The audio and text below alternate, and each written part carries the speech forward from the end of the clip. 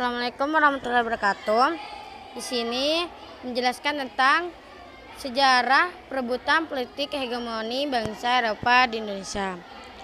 Perkenalkan, nama saya Miftahul Jannah, bisa dipanggil Mita. Jadi, di sini saya akan menjelaskan tentang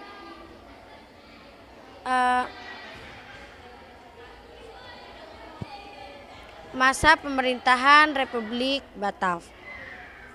Jadi di kerajaan Belanda pertamanya itu dipimpin oleh Louis Napoleon yang merupakan adik Napoleon Bonaparte. Kemudian pada saat itu untuk mempertahankan Pulau Jawa di serangan Inggris kemudian membutuhkan pemimpin yang kuat dan juga cerdas. Lalu diangkatlah Gubernur Jenderal Herman William Dendels pada tahun 1808. Jadi tugas lain dari Jenderal Herman William Dendels ini yaitu memperbaiki nasib rakyat selaras dengan cita-cita revolusi Prancis.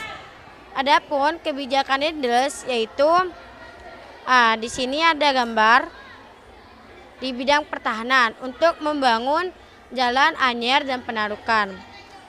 Jadi di jalan itu dibangunlah Jalan Anyer dan Penarukan, terus mendirikan benteng, membangun pangkalan laut di Merak dan Ujung Kulon. Bidang ekonominya ini salah satunya mengeluarkan uang kertas, monopoli perdagangan beras dan lain sebagainya.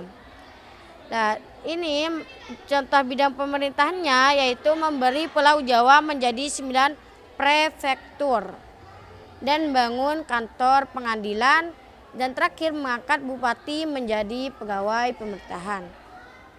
Oke, selanjutnya dijelaskan oleh Safira. Di sini saya akan menjelaskan tentang masa pemerintahan Inggris. Pada 1811, pimpinan Inggris di India Desmond memerintahkan Thomas Shepard Raffles yang berada di Penang untuk menguasai Pulau Jawa. Penjajahan bangsa Inggris tidak berlangsung lama. Sejak 1816 Inggris menyerahkan kembali kekuasaan kepada Belanda. Indonesia kembali berada di bawah kekuasaan Belanda.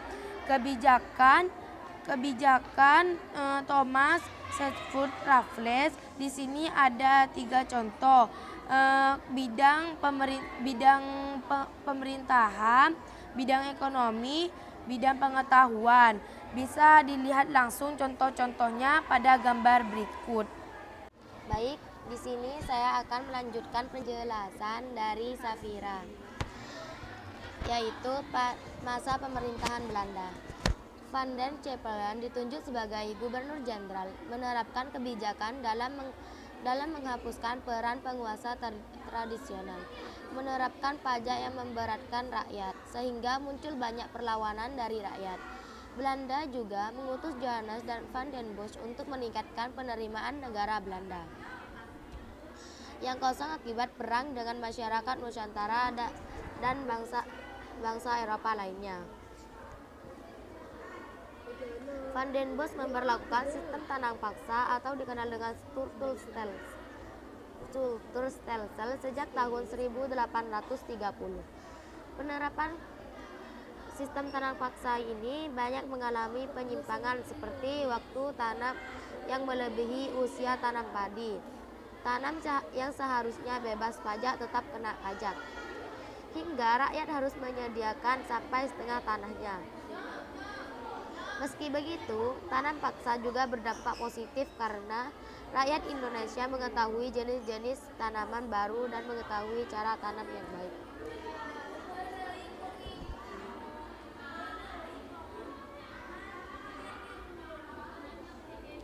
Lanjutan. Pada tahun 1870, tanam paksa dihapus dan diganti dengan politik pintu terbuka yang tertuang dalam TU Agraria tahun 1870 yang mengatur tentang kepemilikan tanah pribumi dan pemerintah. Di sini mulai diberlakukan politik pintu terbuka, investor asing mulai muncul, terjadi pengembangan usaha perkebunan di luar Jawa, dan sistem kerja paksa diganti dengan sistem kerja bebas.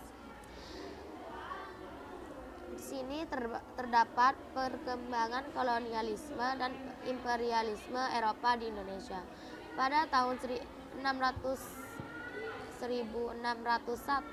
sampai 1770, Henry Middleton sampai di Sumatera dan Banten. Pada tahun 1605 mendarat di Ambon. Pada tahun 1770 James Cook sampai di Batavia. Pada tahun 1808 Herman Willem Sanders diangkat menjadi gubernur.